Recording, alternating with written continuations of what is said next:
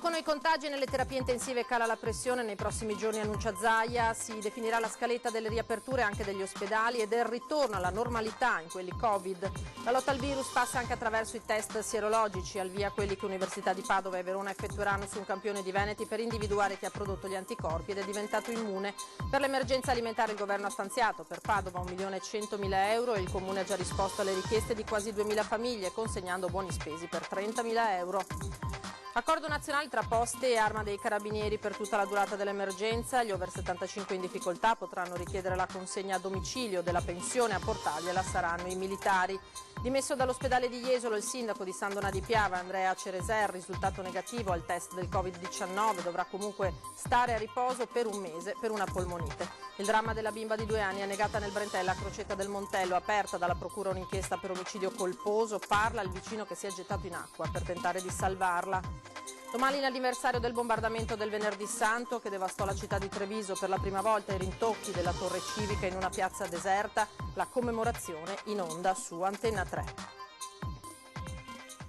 Buonasera, ben ritrovati in diretta con l'edizione del Veneto dei telegiornali di Antenna 3. Continua questa lunga giornata informativa in attesa del report della sera della Regione Veneto sui contagi. Vi ricordo che gli attualmente positivi al Covid a oggi risultano 9.943 con un incremento di 181 soggetti sui contagi rispetto al giorno precedente, alla serata di ieri, e un incremento di decessi di 10. Questi i numeri del bollettino che abbiamo a lungo commentato durante la giornata di questa mattina. Siamo in attesa di quello serale, si arriverà durante il telegiornale regionale, naturalmente ve lo forniremo.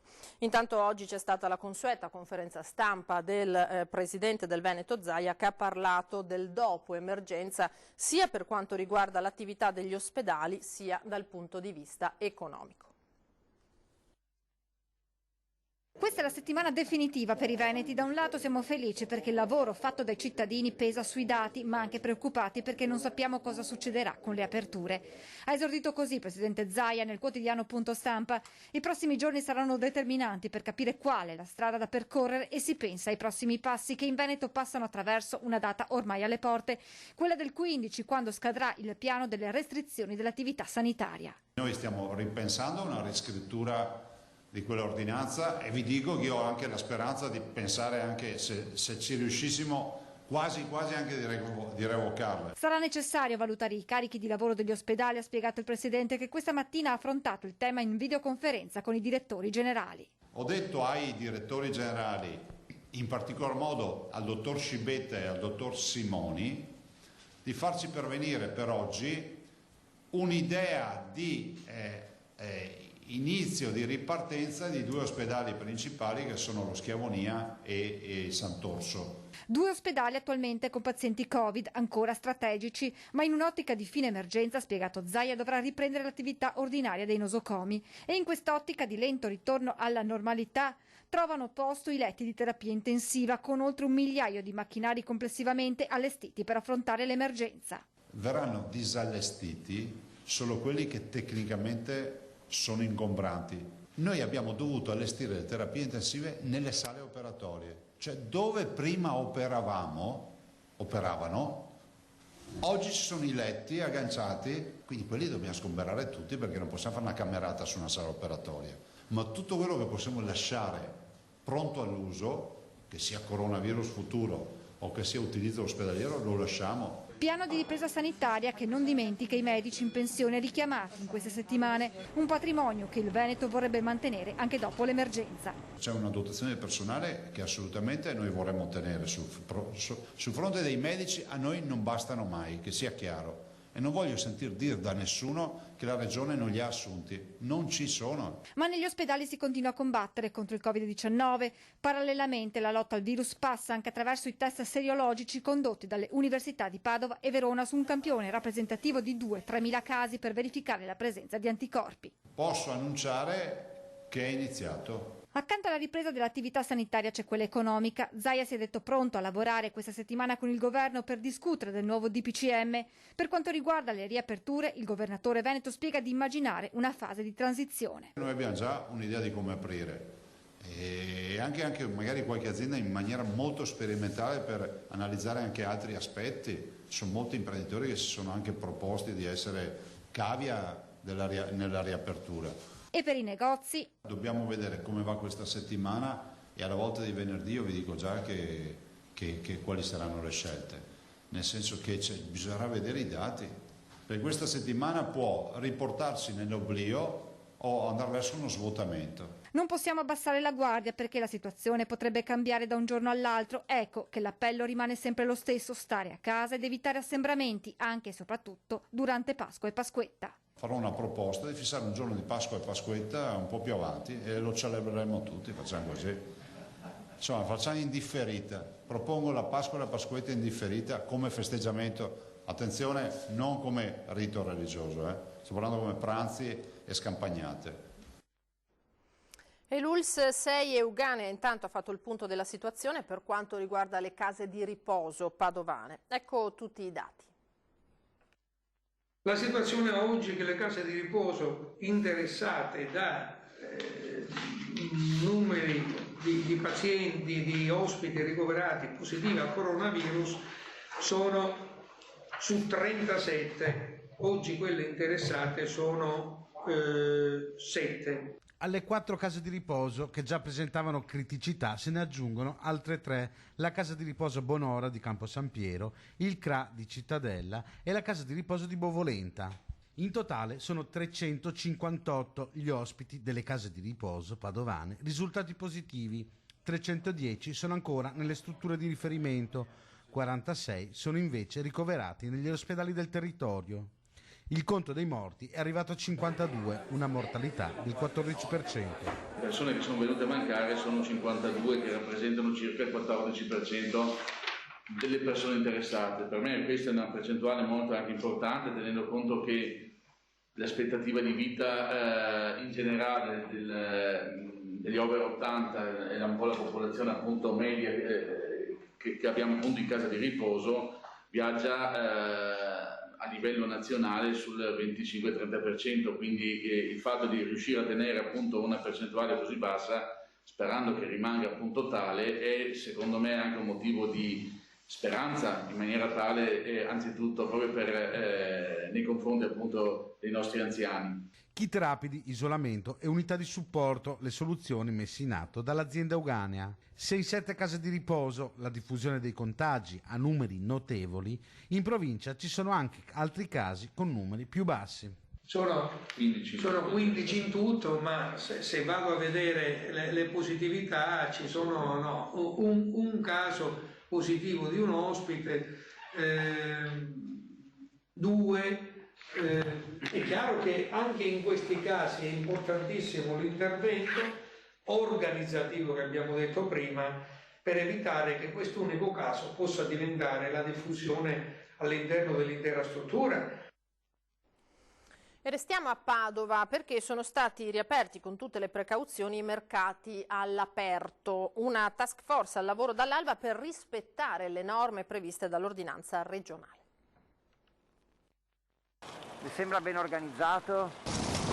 Per il momento penso di sì. Non cambia tantissimo rispetto a prima, però dai, almeno è aperto. Un gruppo di una trentina di addetti ai lavori hanno iniziato alle 6:30 del mattino a recintare i mercati all'aperto operativi oggi a Padova, dopo lo stop di sabato, ritenuto necessario dall'amministrazione comunale per adeguarsi alle nuove regole dell'ordinanza della Regione Veneto. Spazi recintati, un solo ingresso all'area e una sola uscita, guanti e mascherine obbligatori per tutti, clienti e commercianti. Le persone che stanno arrivando sono contente perché vedono che c'è un'organizzazione puntuale, vengono consegnate mascherine e guanti a chi ne è sprovvisto e poi c'è un totale controllo per evitare che ci siano assembramenti, quindi sono sicuri i commercianti nel fare il loro lavoro, sono sicuri i clienti nel fare la spesa e approvvigionarsi dei beni necessari. Oggi a Padova erano aperti i mercati di Piazza delle Erbe, di Piazza dei Frutti e di Prato della Valle, oltre ai negozi sotto il Salone che pure erano rimasti aperti anche sabato. Una macchina organizzativa che ha coinvolto vari uffici, tra i primi a fare la spesa anche il sindaco Sergio Giordani, che ha incontrato gli ambulanti, i quali, se sabato hanno acquistato merce poi rimasta invenduta, avranno un risarcimento di 300 euro a testa. Noi abbiamo la polizia locale che presidia e monitora che tutto funzioni correttamente, personale dell'APS che dà anzi personale della protezione civile che dà i guanti e le mascherine, personale della PS che evita il contingentamento e fa quindi il controllo ai varchi, poi personale anche del MAP che ci aiuta per i mercati rionali, in più tutto il personale del servizio manutenzioni che si occupa la mattina di portare le transenne e i nastri. Questa nuova organizzazione proseguirà fino alla riapertura decisa dal governo, ma probabilmente verrà prorogata anche dopo per garantire sicurezza sanitaria a clienti e commercianti. È vero, abbiamo chiuso un giorno, però a me piace fare le cose fatte bene, non piace farle raffazzonate assolutamente. Abbiamo perso un giorno, ma quel giorno abbiamo guadagnato in salute dei nostri cittadini. In 15 giorni sono state controllate dallo Spisal oltre 3.000 aziende, i dati illustrati dall'assessore Lanzarin che ha annunciato anche l'avvio dei lavori delle unità speciali USCA. Allora, fino ad oggi sono state fatte 3.764 verifiche, sono state controllate quindi 3.764 aziende per un totale di circa 194.450 lavoratori, quindi un numero molto importante. Continuano senza sosta i controlli nelle aziende. Nel consueto punto stampa, l'assessore alla sanità Lanzarin ha illustrato i dati elaborati dai dipartimenti di prevenzione e dallo Spisal delle aziende ULSS. Sono circa 243 aziende al giorno per 5.300 lavoratori circa in tutte le aziende sanitarie. Le aziende sono le aziende divise per vari settori, da quello metalmeccanico, alla grande distribuzione, alle confezioni alimentari, alla ferramenta, al trattamento dei rifiuti, insomma chimica, insomma quindi molto distribuite anche come categorie. Nessuna azienda in seguito ai controlli è stata sanzionata o chiusa.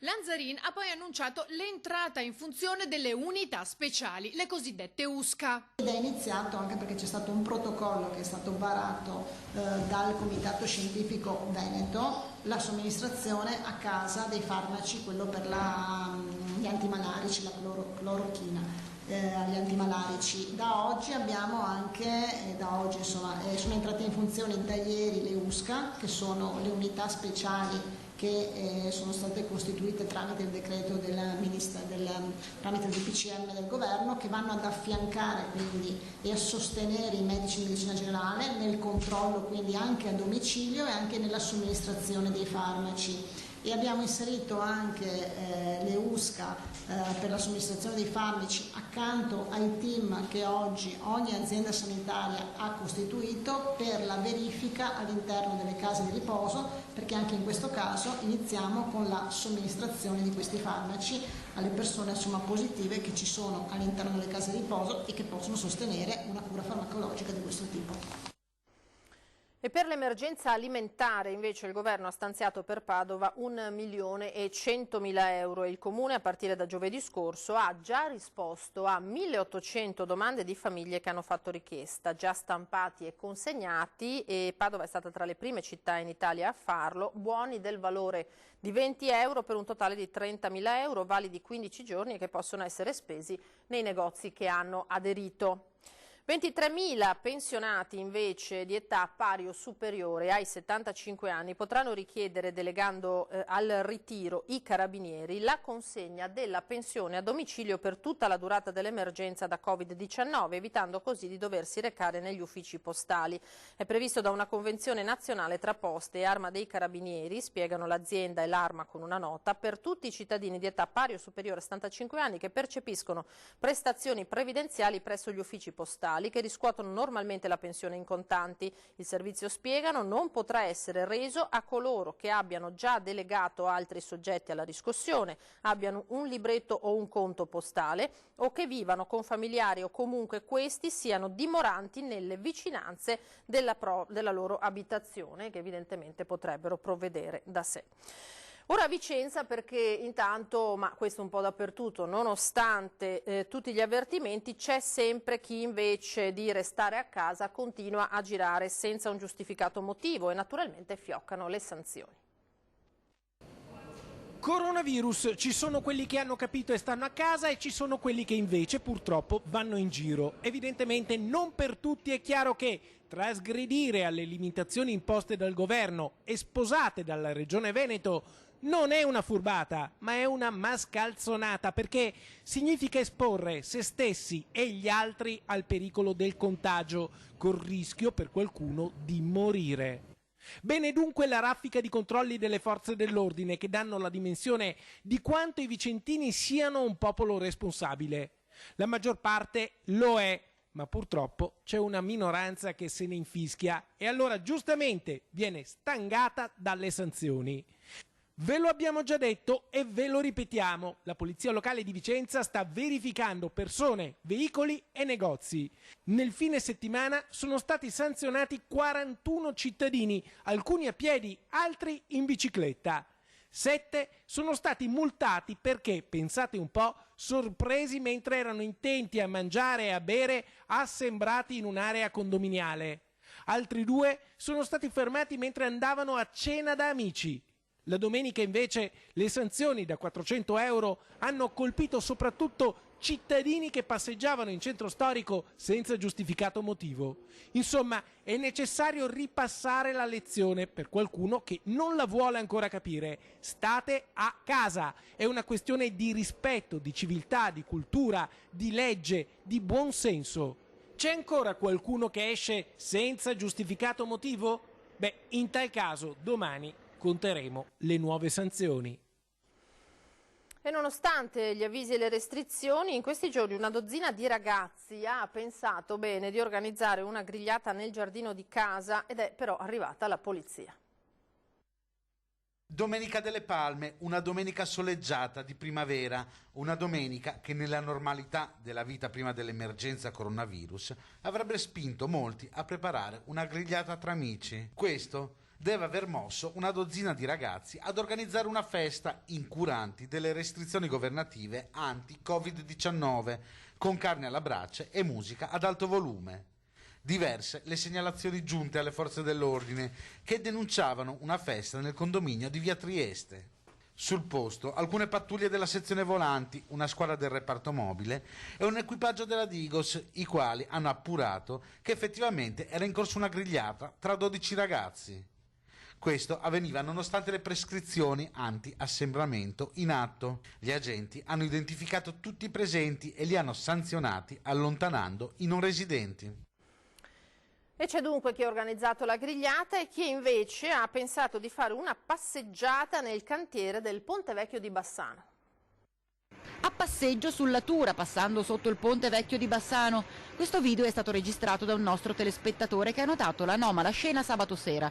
Come vedete, questi due individui camminano, corrono assieme al cane in pieno cantiere, in piena zona interdetta ai non addetti ai lavori di ristrutturazione dello storico ponte. Da capire come abbiano fatto a entrare in quest'area, commettendo in un colpo solo diverse contravvenzioni, a partire dall'ultima, cronologicamente parlando, relativa alle limitazioni sugli spostamenti post dall'emergenza coronavirus, con la possibilità di allontanarsi dalla propria abitazione non oltre i 200 metri, a quelle del divieto d'accesso in area di cantiere.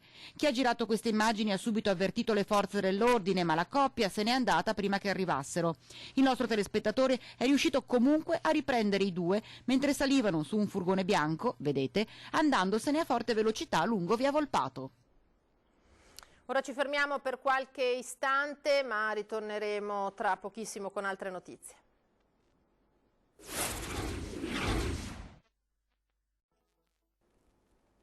Di nuovo in diretta con l'edizione regionale dei telegiornali di Antenna 3, il sindaco di San Donà di Piave, Andrea Cereser, è stato dimesso dall'ospedale di Jesolo ed è tornato a casa dopo essere risultato negativo al test del Covid-19 e dovrà comunque stare a riposo per un mese per una polmonite batterica. Un pensiero a chi era in reparto con me, magari vorrebbe essere a casa, o chi avrebbe voluto tornare a casa ma non ce l'ha fatta.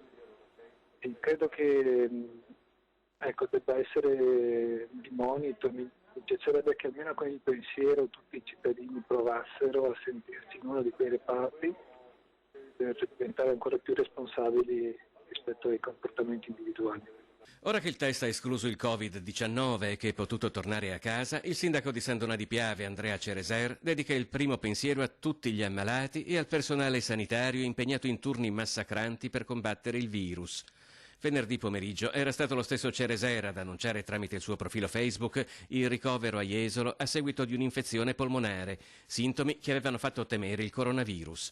Sabato, in un secondo post, Cereser scriveva di essere in attesa dei risultati del tampone, che avrebbe poi dato esito negativo. So di non essere una delle categorie a rischio e molti di noi magari l'hanno presa senza avere particolari sintomi e quindi no, paura direi di no, però sicuramente adesso più tranquillo rispetto alla possibilità che potesse essere Covid.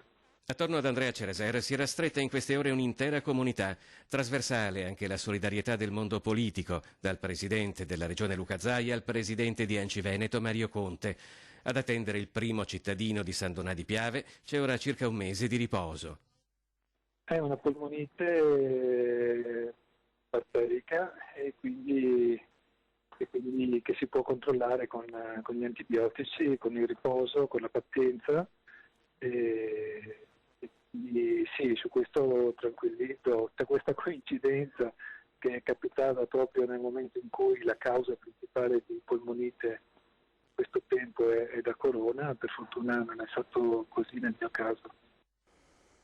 Ora a Crocetta del Montello con la tragedia della bimba annegata in un canale, ai nostri microfoni il vicino di casa che si è gettato in acqua per tentare di salvarla. Non posso dimenticare l'immagine di quel corpicino, dice. Intanto la procura ha aperto un fascicolo per omicidio colposo.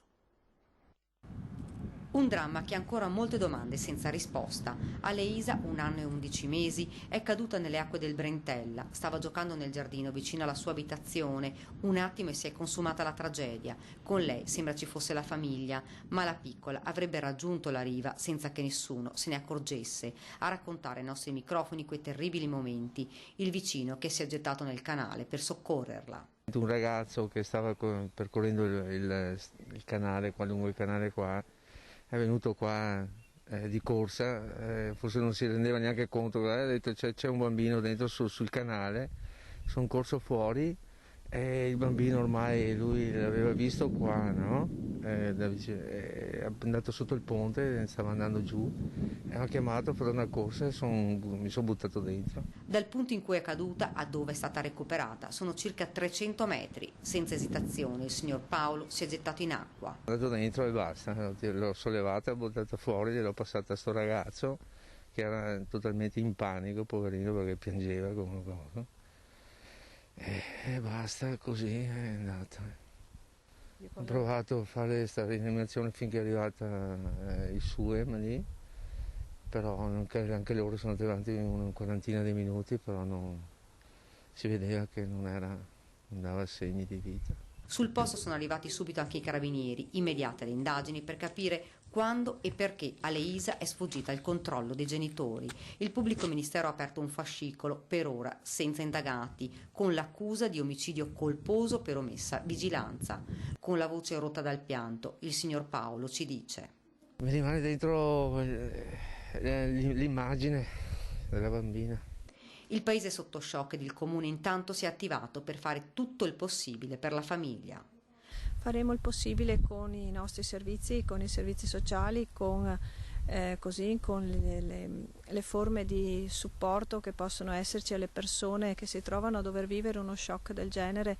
Ovviamente saremo presenti e andremo a seguire quelle che saranno le necessità della famiglia. Nelle prossime ore l'autopsia sul corpicino della piccola, solo al termine delle indagini si potrà capire come Aleisa sia potuta cadere nel canale.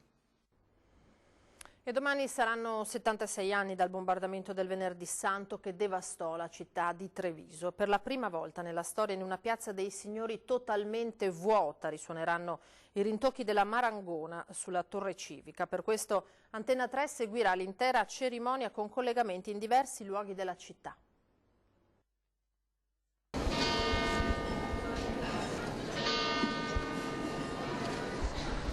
Sono passati 76 anni da quel 7 aprile 1944, quando il bombardamento alleato distrusse l'80% della città di Treviso.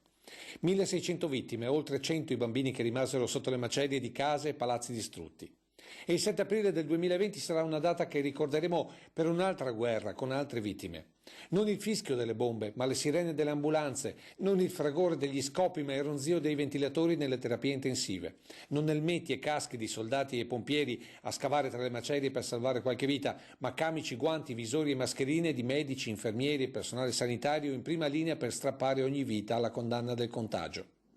Così domani la campana suonerà in una piazza dove fisicamente ci sarà solo il sindaco a rappresentare tutti i trevigiani, che comunque saranno con lui seguendo la serie di collegamenti che Antena 3 ha predisposto in diversi punti della città. Al termine del bollettino quotidiano del governatore Zaia, il primo passaggio sarà proprio per i rintocchi della torre civica nel silenzio irreale della città. 10 minuti dove scorreranno anche le immagini girate nelle ore successive al bombardamento del 1944. Poi ci collegheremo con il Duomo per seguire la riflessione del vescovo Michele Tomasi, a seguire il collegamento con la prefettura per un saluto e un ricordo ai trevigiani del prefetto Maria Rosaria Laganà e subito dopo con il Salone dei 300 e il messaggio del sindaco Mario Conte ai cittadini. L'ultimo collegamento sarà con la chiesa di San Francesco, dove il tenore Francesco Grollo intonerà 3 canti. Il primo sarà in ricordo dei 1600 morti di 76 anni fa. Il secondo in un ideale abbraccio di condivisione del dolore dei familiari e delle comunità per le vittime del contagio, mentre l'ultimo sarà un canto di speranza, dedicato a chi combatte in prima linea nelle corsie degli ospedali e nelle case di riposo, ma anche per chi continua a resistere, restando a casa. Prima di chiudere leggo insieme a voi i numeri del report serale della Regione sui contagi da coronavirus e sui deceduti. Ci sono stati 110 contagi in Veneto più di questa mattina, quindi il trend continua a rimanere in discesa. 10.025 gli attualmente positivi nella nostra Regione, 11.698 i contagiati dall'inizio dell'emergenza. C'è un più 18 a Padova, ma anche un più 21 in provincia di Venezia, un più 37 in quella di Verona, che rimane insieme a Padova la provincia con un incremento ancora significativo, più 19 nel Bellunese e più 5 in provincia di Treviso. I deceduti purtroppo sono in un numero ancora significativo, 16 rispetto a questa mattina, quelli in più, ma c'è anche da registrare 16, scusate, a cui ne vanno aggiunti 2 in strutture dei cosiddetti ospedali di comunità, quindi 18, ma c'è un meno 25 dei ricoverati in area non critica e un meno 6 in terapia intensiva, quindi come diceva il governatore Zaia nel servizio che ha aperto il telegiornale, davvero ci sta calando la pressione nei reparti ospedalieri veneti. Vi ricordo, prima di chiudere, questa sera alle 21:15 l'appuntamento con Ring, la trasmissione d'attualità condotta dal nostro vice direttore Ferdinando Avarino, ospiti il virologo Giorgio Palù, il sindaco di Padova Sergio Giordani, il suo collega di Treviso Mario Conte e Alberto Villanova della Lega e Erika Baldin del Movimento 5 Stelle. È tutto, grazie per essere stati con noi, io vi lascio alle previsioni del tempo per domani, vi auguro una buona serata, arrivederci.